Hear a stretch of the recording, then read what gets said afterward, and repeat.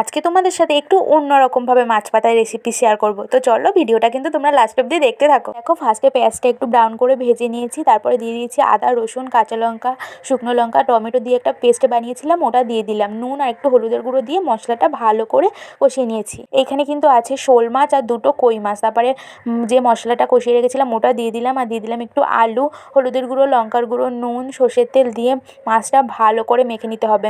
আচ্ছা, তোমরা কিন্তু কমেন্ট করে জানাবে যে তোমরা কে কে মাছ পাতায় খেয়েছো। আর যারা যারা মাছ পাতায় এখনও খাওনি অবশ্যই একবার এরকমভাবে ট্রাই করো, খেতে কিন্তু দারুণ লাগে।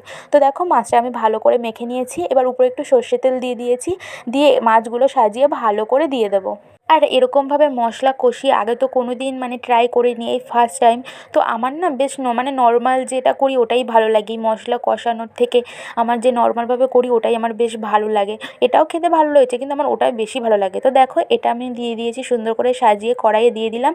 এবার তোমরা ভাবছো তো যে কড়াই কীভাবে চেঞ্জ হলো? হ্যাঁ, গ্যাস শেষ হয়ে গেছিলো। তারপরে এখানে আমরা ননস্টিকের কড়াইয়ে করছিলাম, আর ননস্টিকের কড়াইয়ে কিন্তু মাছ পাতায় একদমই করা যায় না। তো দেখো হালকা হালকা একটু দাগ লেগে গেছিলো, কিন্তু খেতে ভালোই হয়েছিল।